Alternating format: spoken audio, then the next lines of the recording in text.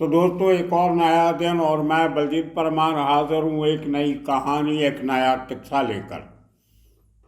पिछले कुछ दिनों से हम लोगों ने कुछ हट के एपिसोड बनाए हैं।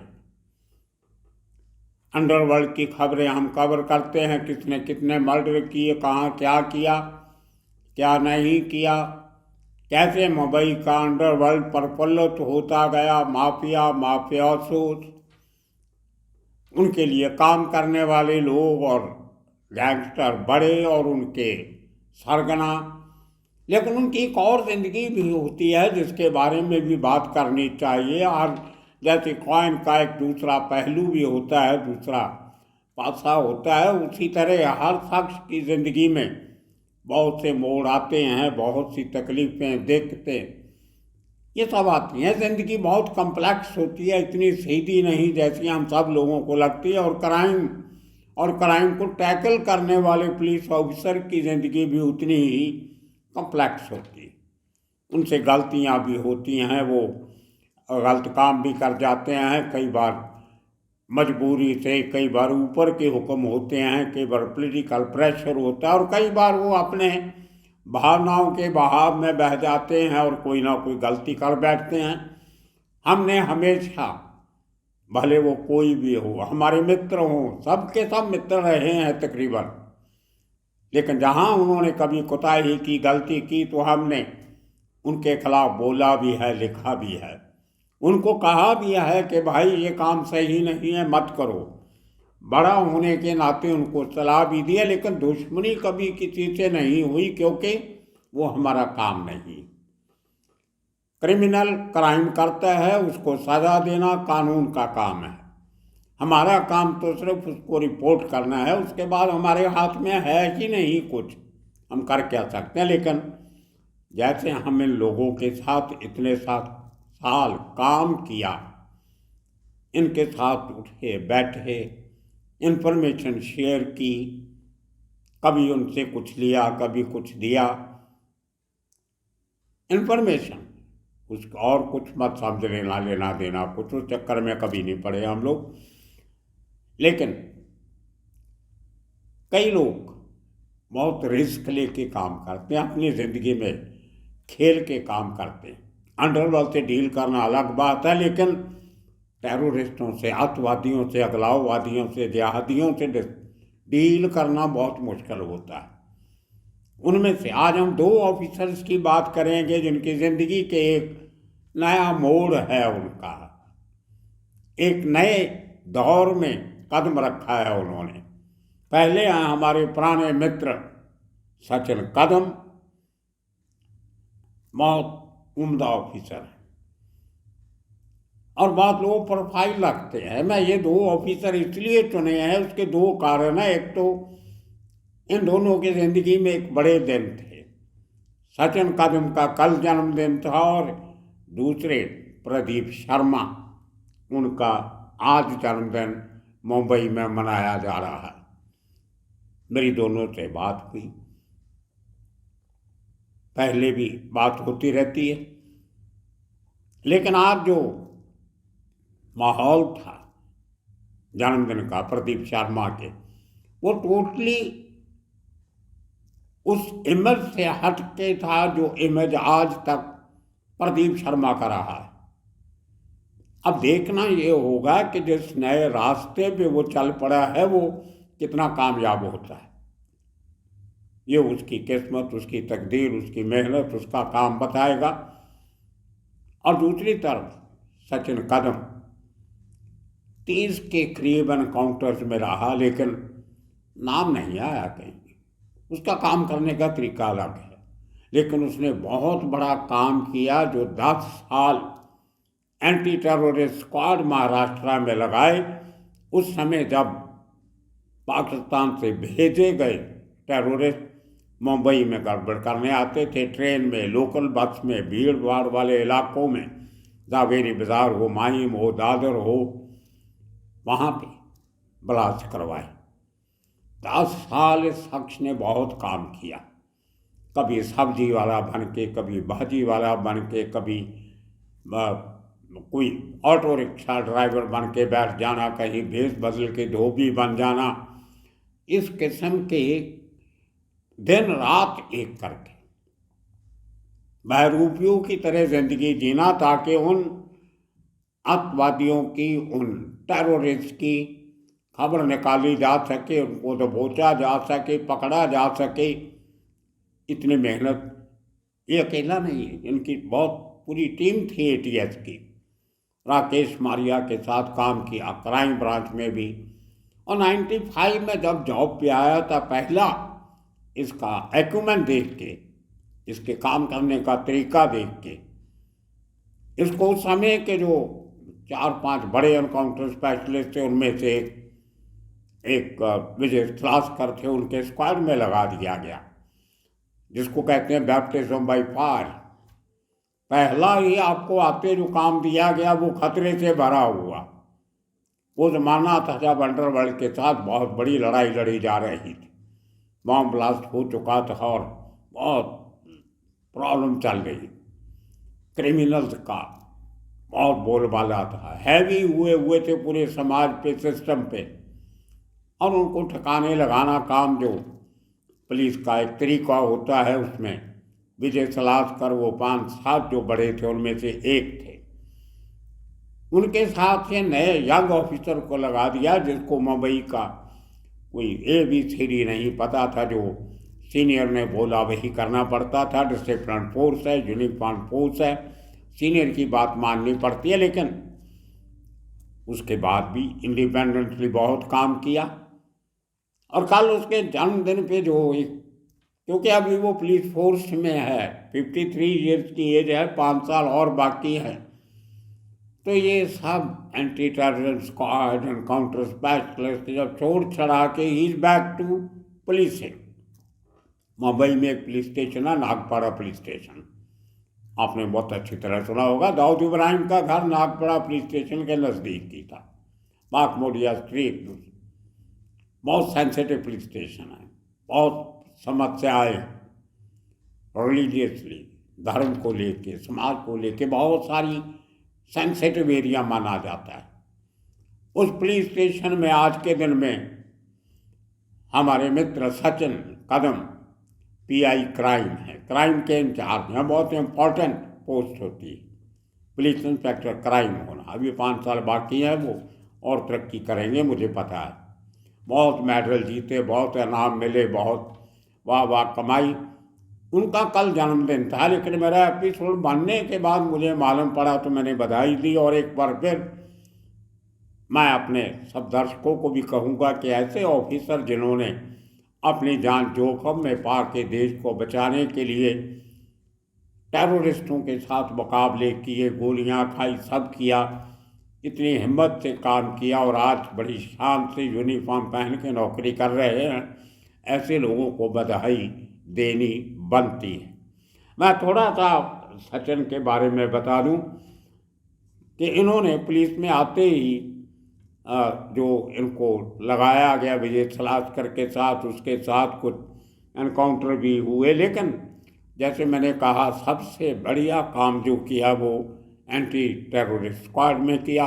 ATS जो महाराष्ट्र का है, और ATS की अपनी बहुत सी प्राप्तियां हैं, बड़े सिख टेररिस्ट हों, पाकिस्तान ट्रेंड जैसे मोहम्मद अली, लश्कर तोयबा, इस किस्म के लोकल ग्रुप भी थे, इंडियन मुजाहिदीन था, सिमी था, उनके साथ बहुत काम किया पूरी टीम ने, जिनमें सचिन कदम एक थे। तो ये काम करते करते सबसे ज़्यादा जो एक बड़ा इंडियन मुजाहिदीन का जो एक बहुत बड़ा ग्रुप पकड़ा था, उसमें बहुत बड़ा योगदान सचिन का था। राकेश मारिया जो उस समय ATS में भी रहे, मुंबई के पुलिस कमिश्नर भी रहे, क्राइम ब्रांच में बहुत साल रहे। अपनी काम की वजह से सचिन कदम मारिया के चहेते भी रहे हैं, उनके साथ बहुत काम भी किया है। तो हम एक बार फिर उनको बधाई देते हैं, सचिन को, सचिन कदम को। एक्चुअली मेरे 4-5 और लोग हैं जिनका सरनेम कदम है। एक सचिन कदम तो है, एक दिनेश कदम, वो उनके साथ मेरी बहुत अच्छी बनती थी। एक संजय कदम हैं जो राकेश मारिया के साथ, और मज़े की बात ये है तीनों चारों कदम जो है ये सब ने राकेश मारिया के साथ बहुत लंबा समय काम किया है, और सब के सब बढ़िया ऑफिसर। तो ये भी पता नहीं एक कह सकते हो एक कोइंसिडेंस हो सकता है कि सब के सब कदम जो थे वो राकेश मारिया के लिए बहुत काम के ऑफिसर बन के साबित हुए। Sanjay Kadam is another good officer. इसी तरह दिनेश कदम बहुत बढ़िया ऑफिसर हैं। तो खैर ये सब कदम लोगों को बधाई देते हैं कि उनका भी जन्मदिन आने वाला होगा। तो अब बात करते हैं प्रदीप शर्मा की। मेरे हिसाब से शायद हिंदुस्तान का सबसे बड़ा एनकाउंटर स्पेशलिस्ट रहा होगा, अगर उसके नाम से जुड़े सब एनकाउंटर्स की गिनती गिनी जाए जो तकरीबन 150 के करीब बन जाती है। कहीं वो हिस्सेदार, कहीं डायरेक्ट, कहीं उनकी इन्फॉर्मेशन से एनकाउंटर हुआ। तो अचीवमेंट बुरी नहीं है, लेकिन बहुत बार प्रदीप शर्मा कंट्रोवर्सीज में घिरता रहा, बिकॉज आई बिट ब्रैश। काम करने का बहुत अग्रेसिव तरीका था। कई बार वो जिसको कहते हैं हम, वो बाउंड्री उलंघ जाता था, और उसकी वजह से उसको तकलीफ भी आई। उसने जेल भी काटी, बहुत साल जेल में रहा, बरी भी हो गया, पुलिस फोर्स से निकाला गया, फिर वापस आ गया, फिर आखिर में रिटायर हो गया। आज प्रदीप शर्मा का जन्मदिन है, और उसने कई सालों से, जब से नौकरी छोड़ी थी, एक PS फाउंडेशन बनाई है, प्रदीप शर्मा फाउंडेशन। इलेक्शन भी लड़ी थी एक बार।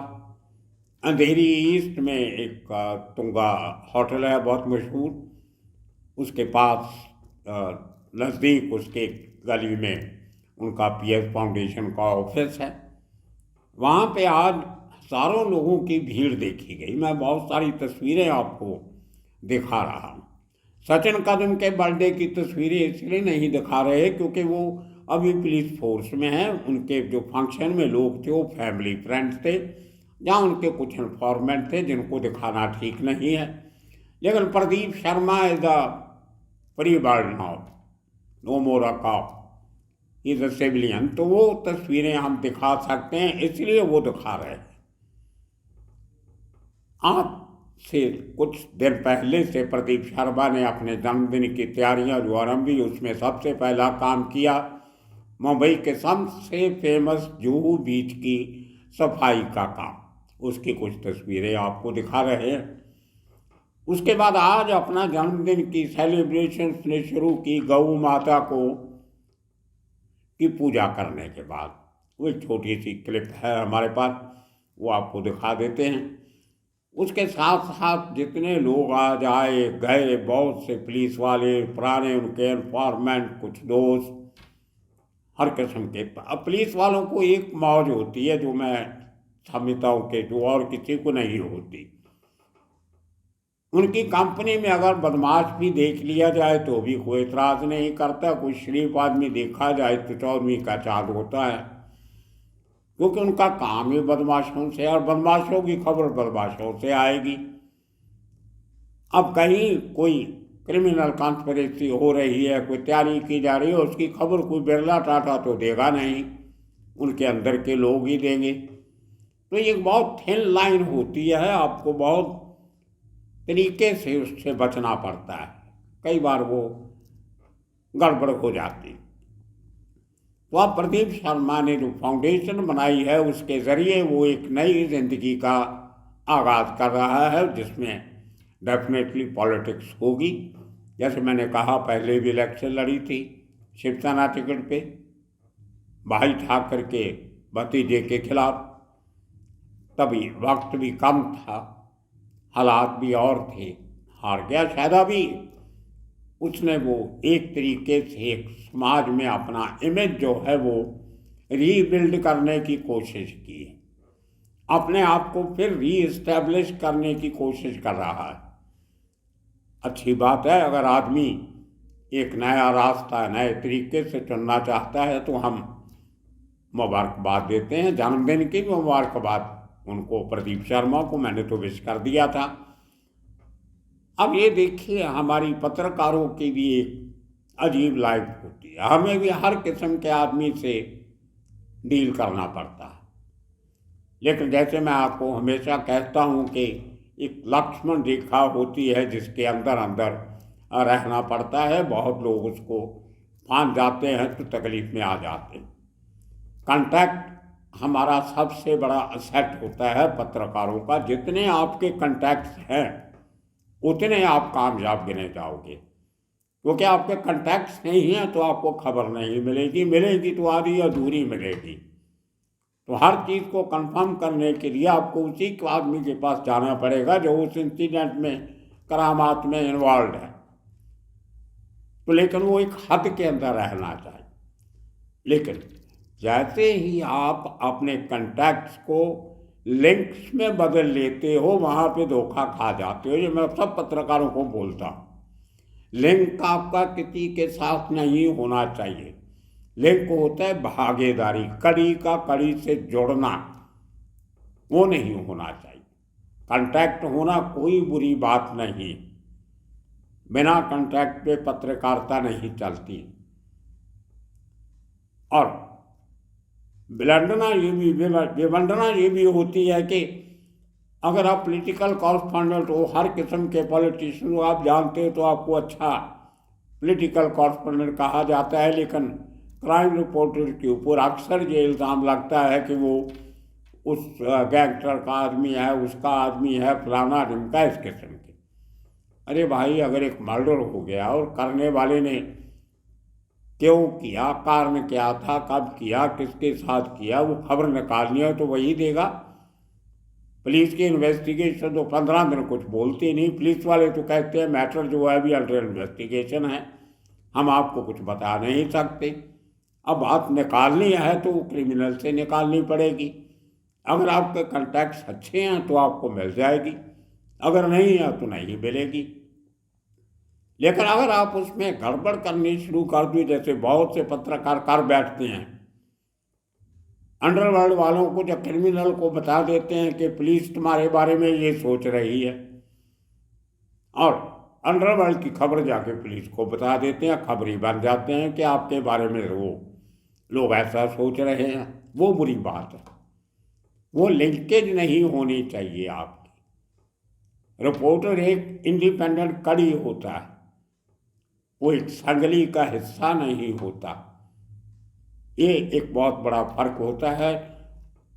और मैं अपने सब स्टूडेंट्स को, पत्रकारिता के, जर्नलिज्म को यही सबसे पहले देता हूँ कि जितने कॉन्टैक्ट्स बनाने हैं बना लो, लेकिन लिंक किसी के साथ नहीं होना चाहिए। इसीलिए हमारी उन लोगों के साथ आज भी बोलचाल है जिनके खिलाफ हमने बहुत बार लिखा, बहुत बार बोला, लेकिन सबको पता है कि बलजीत परमार ने ये किसी लालच में या किसी के कहने पे नहीं किया।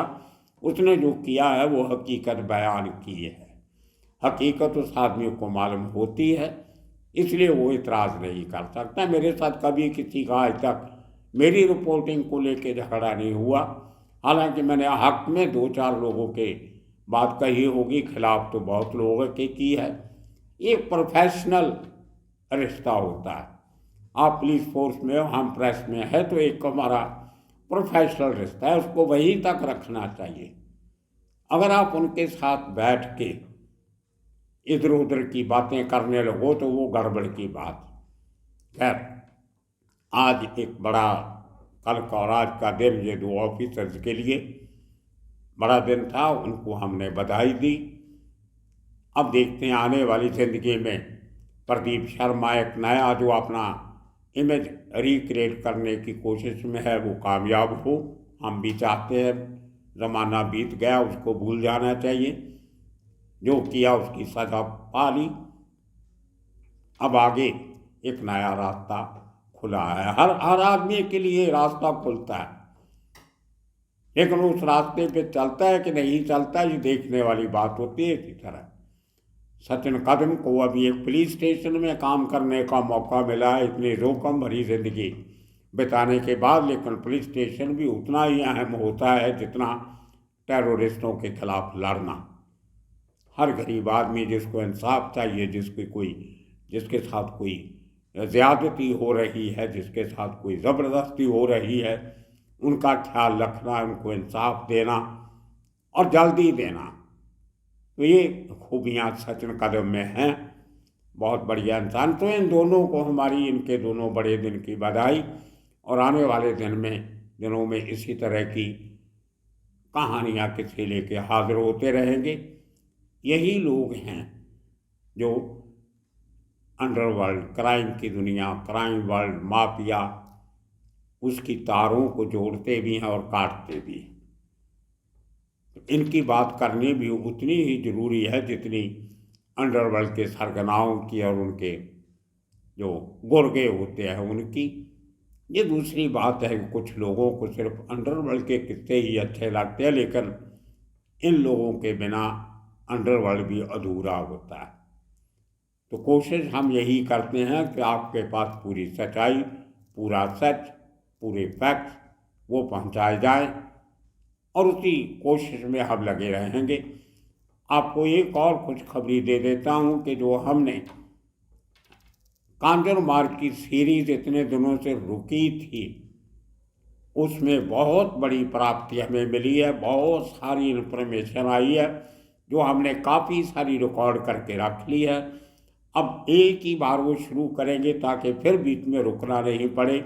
मैं खुद हैरान हूँ कि इतनी बड़ी बड़ी बातें, अहम जिम्मेदारियाँ आम लोगों तक क्यों नहीं पहुँची। तो थोड़ा सा इंतज़ार और कीजिए, थोड़ी कड़ियाँ और जोड़ने वाली है। और लेकिन सॉरी फिगर ये है कि तस्वीरें ज़्यादा नहीं मिल रही हैं, इन्फॉर्मेशन बहुत मिल रही है, क्योंकि बात 80s की हो रही है, 1978 के बाद 80 की, 90 के दशक की। उस ज़माने में ना मोबाइल फ़ोन थे, ना इतना कम्युनिकेशन सिस्टम था। बहुत से लोग उस एरिया को छोड़ के चले गए, कोई कहाँ गया, बेकर गए लोग, और वो तस्वीरें नहीं मिल रही हैं, लेकिन कुछ मिली। तो वो सब लेके एक अच्छी बढ़िया 4-5 एपिसोड आपको सुनाएंगे। उन लोगों के एक्सपीरियंस, उन लोगों की यादाश्त जो उन्होंने उस समय पे थे, जिन्होंने अपनी आँखों से देखा, कानों से सुना, वो सब बातें आपको बताएंगे। बहुत इंटरेस्टिंग सीरीज़ है, मुझे बहुत मज़ा आ रहा है उस पर काम करके। तो इंतज़ार कीजिए। तब तक आज के दिन के लिए इतना काफ़ी। आप सबका बहुत बहुत शुक्रिया, धन्यवाद।